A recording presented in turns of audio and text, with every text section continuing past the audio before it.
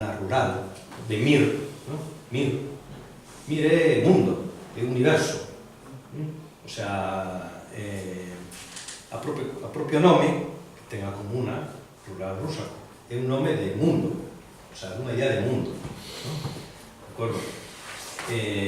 Incluso habría que ver que os soviets que se forman nas revolucións de 1905 ou 1917 son extensións da comuna, non velas como fenómenos máis de tipo moderno, de tipo... son máis ben extensións.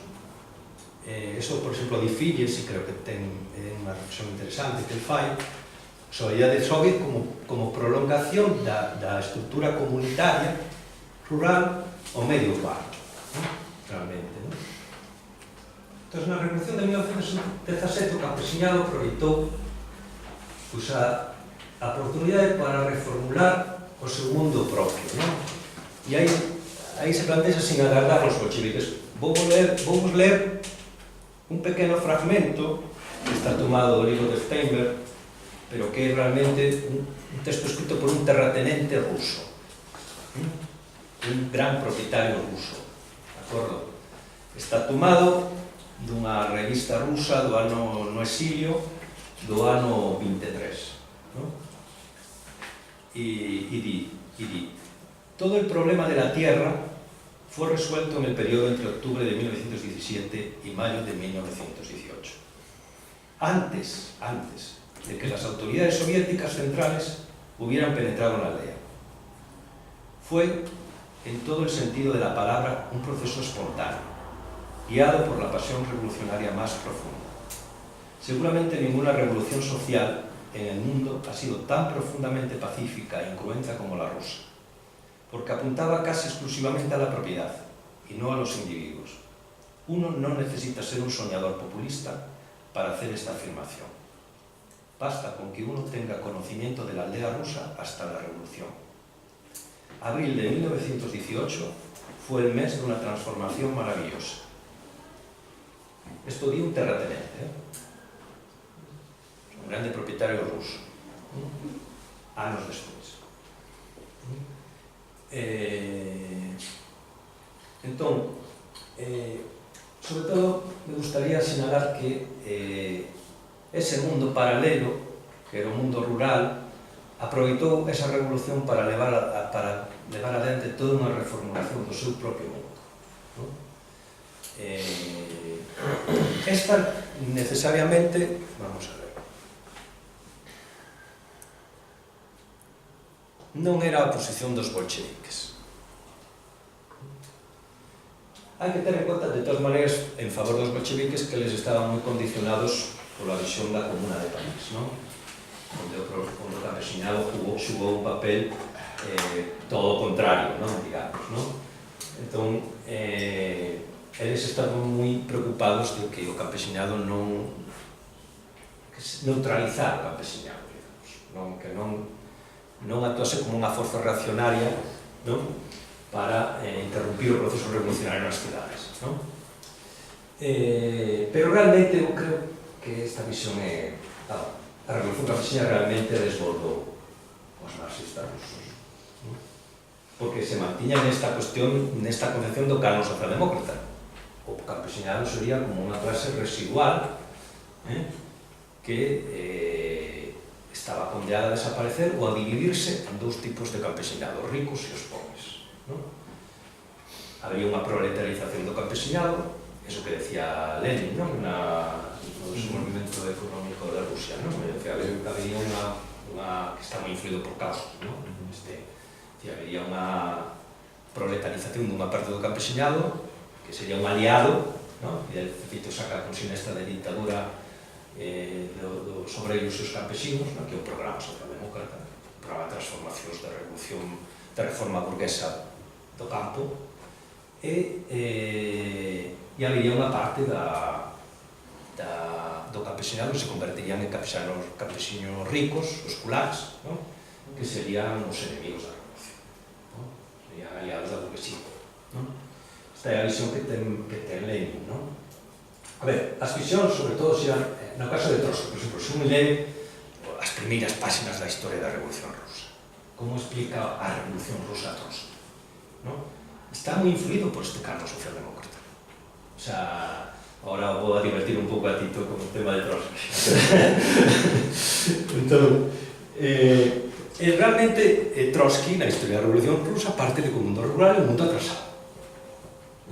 Hai un atraso rural e que realmente a revolución, por que se produce a Revolución Rusa? Porque unha clase dos campesinos que abandonan ese mundo atrasado e entran velozmente nun mundo industrial, no? O mundo de San Petersburgo, o mundo de Moscú, de grandes fábricas proletarizadas, e iso causa tal impacto na cabeza da xente que fan unha revolución. Esa é a idea de Trotsky, de desenvolvemento desigual e combinado, que dai sale o desenvolvemento desigual e combinado, a lei histórica de desenvolvemento desigual e combinado, no?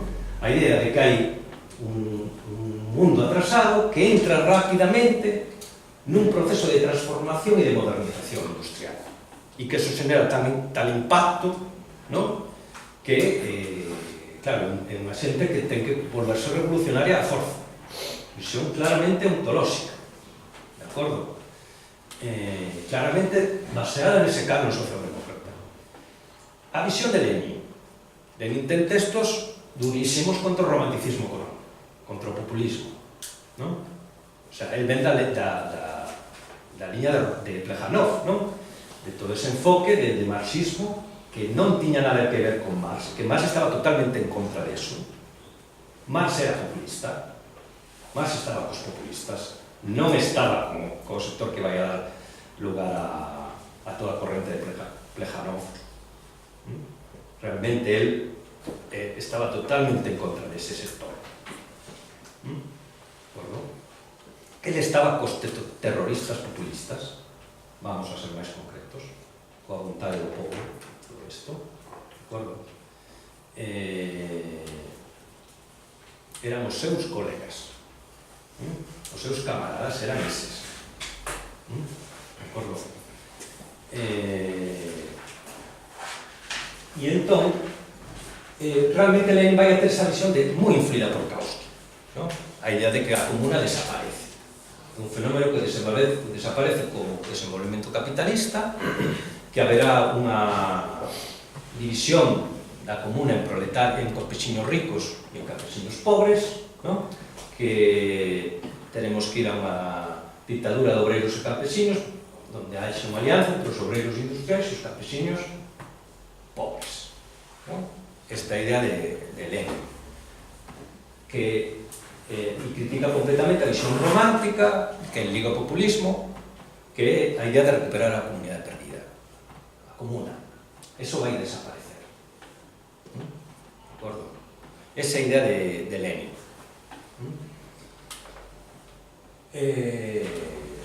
Bueno, eso que está aquí, ¿no? E que ya saben, está moi condicionado tamén por a visión que teñen da comuna de París, do que pasou na comuna de París. Eles están totalmente obsesionados con non repetir a experiencia da comuna de París, ¿no? O sea, o fracaso da comuna de París, ¿no?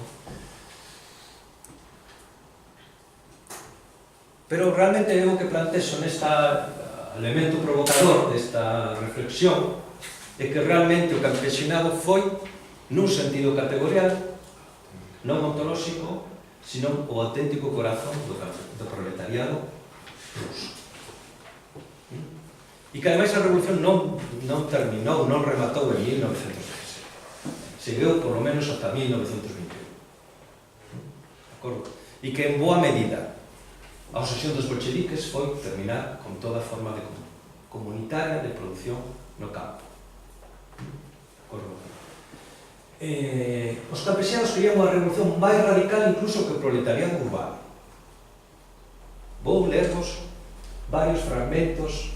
Terceiro Congreso dos Campesinos, xaneiro de 1918. Está sacado do libro de Steinberg.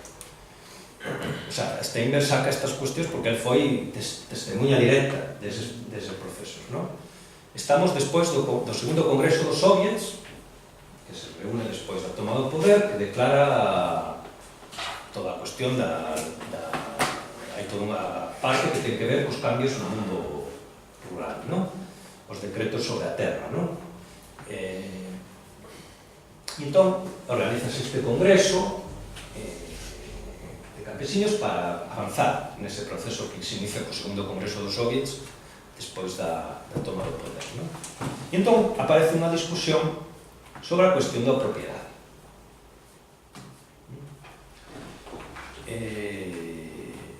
Entón, no decreto do segundo Congreso dos Soviets se decía: de ahora en adelante queda abolida para siempre toda forma de propiedad privada de la tierra. Pero, sin embargo, os campesiños deste Congreso non lles pareceu suficiente con decir eso.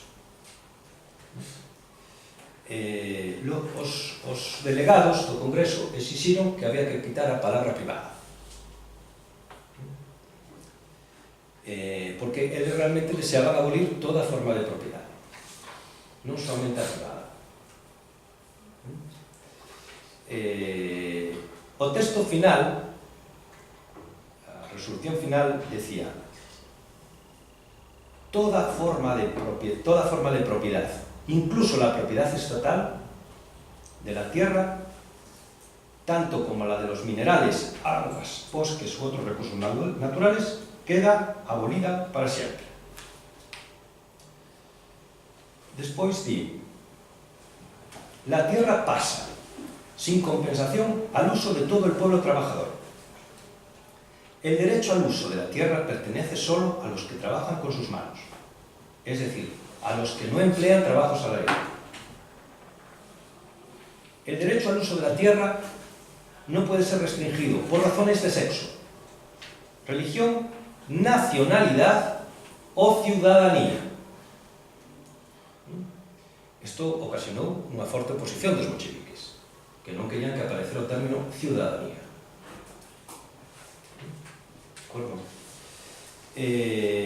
Despois, no Congreso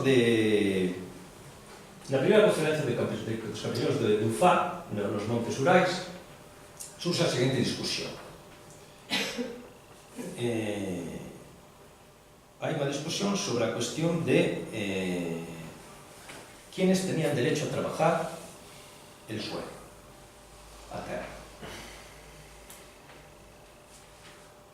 E entón se levanta un tal Tureski e di: ¿por qué solamente a los campesinos de Rusia?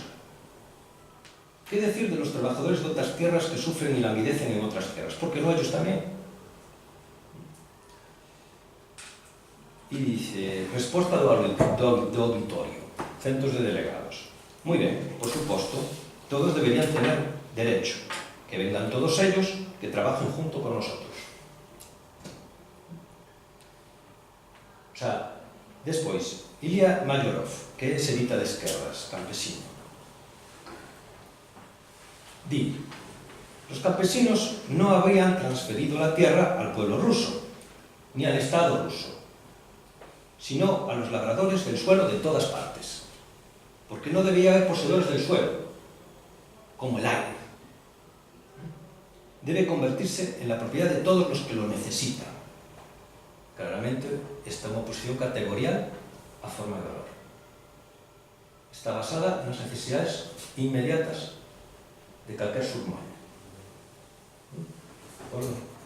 Isto está moito máis alá do enfoque dos bolcheviques dese proceso de transformación. De acordo? Realmente, nin os rosos, nin os brancos comprenderon este proceso de dictadura contra o valor como relación social, que é realmente como se debería de entender unha dictadura do proletariado. Unha dictadura das necesidades sociais inmediatas, frente a calquer tipo de regulación da distribución do traballo e da riqueza en función de criterios indirectos. De acordo? En función do valor. De acordo? Pero claro, isto levou unha contraposición moi forte nese mundo ruso, non? Os bolcheviques, claro, a situación era complicada, non? O sea, os bolcheviques, realmente a situación é tremendamente complicada, ata o punto que a situación porque realmente o que se produce é unha situación de reforma agraria, non? Pero a reforma agraria leva unha situación onde efectivamente hai campesiños que consiguen acaparar certo tipo de producción, a maioría deles non consiguen ni siquiera chegar a un nivel de producción mínimamente mercantil, non? Pero o que se produce nesa situación onde realmente os bolcheviques non van a cuestionar a forma valor é unha situación de carestía e de inflación e de especulación en torno aos alimentos, non? É dicir, a situación incluso nas grandes cidades é tremendamente complicada, non? Petrogrado perde o 75% da poboación, por exemplo, durante os primeiros anos da revolución. É algo realmente... a xente pasa fame, e tanto no campo como nas cidades, non? Entón, os bolcheviques, a obsesión permanente dos bolcheviques durante estes anos va a ser, dentro deste esquema, deste enfoque socialdemócrata, é dividir o campo en dous clases. Primeiro van a apostar polos campesiños pobres e despois van a apostar polos campesiños ricos. Durante o período do comunismo de guerra apostarán polos campesiños pobres e despois apostarán na nova política económica a partir do ano 21, apostarán polos campesiños ricos. Pero sempre buscan dividir, sempre buscan destruir a forma comunitaria e crear clases sociais, ontolóxicamente definidas, como categorías sociolóxicas estancas. Hai uns campesinos ricos e uns campesinos pobres. Claro, isto non ten nada que ver co mundo rural, porque que era un campesino rico? Un campesino rico, o mellor, que tiña unha vaca. O que tiña na casa, en vez de ter piso de terra, tiña certo pavimento. Eso era a diferencia. Como se decía que era un campesino rico, un campesino pobre. Pero realmente, no mundo rural, no mundo comunitario, eran todos parte dunha familia. Non había tal